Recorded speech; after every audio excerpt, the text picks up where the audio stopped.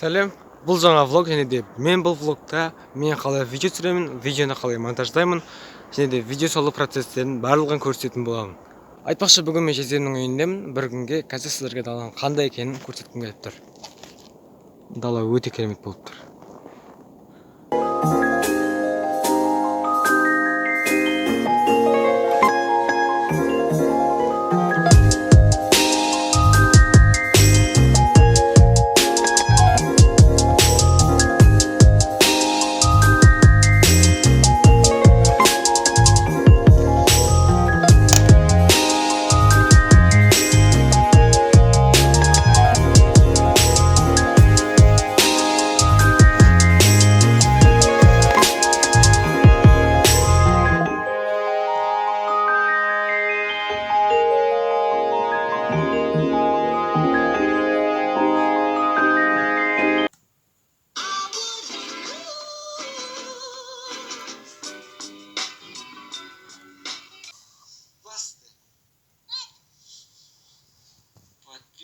Saat 11 oldu.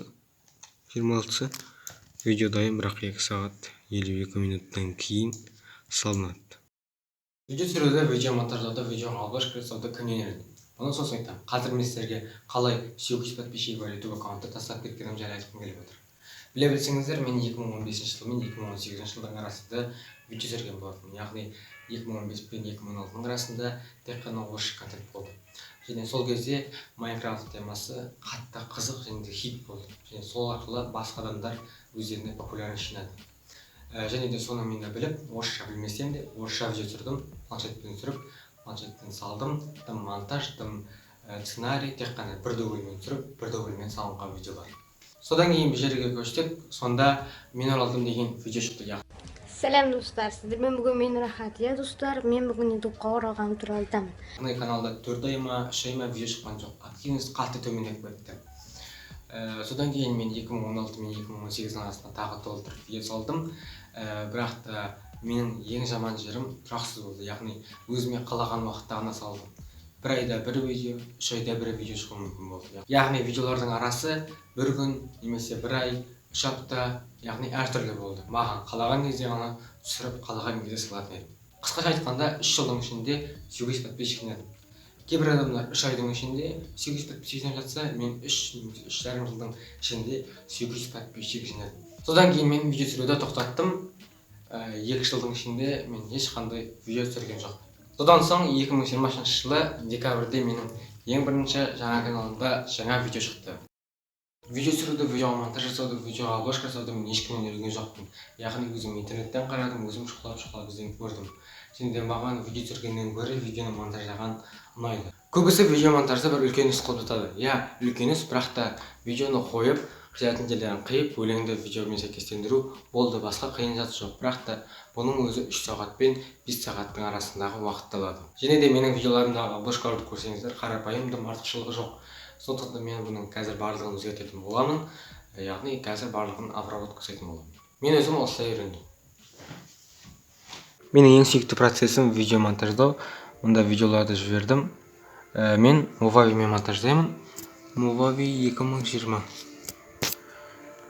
Қазір мен видеоларымның неше память алатынын көрсетейін. Менің каждый видеом 4-15 4 гигабайт алады минимум. Минимум дегенде 3 гигабайт алады. Сіздерге бір кеңес бергім келіп тұр. Видеоны монтаждамастан бұрын видеоға өлең таңдап алыңыздар. Мысалы қазір және өлеңді таңдаған кезде кез келген өлең емес, яғни сіздің тематикаңызға байланысты және де авторский правасы болу керек. Яғни құқығы кез келген адам ютубқа сала беруіне болатын, яғни авторский правасыз. Менде осындай музыкалар бар. Осы видеоларымда қолданған, кейбіреуін қолданған жоқпын. Қазір барлығын тыңдаймын. Қайсысы ұнайды, соны қолданамын. Мына осылай ашамын. Қайсысы ұнайды, соны қосамын. Осы болады. Бірінші рет бір рет таптым. Негізі мен 10 рет тыңдайтын. Ал қазір видео монтаждаймыз. Кеттік.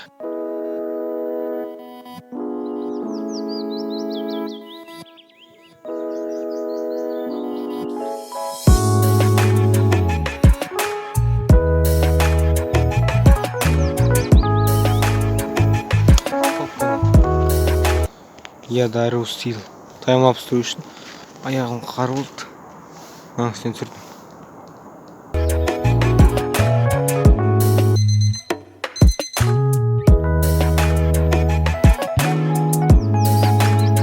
Мен мана үйге келдім. Қызыл подписаться деген кнопканы басып, осы видеоға лайк басып қой. Себебі ертең бұйырса тағы да каналда видео шығады.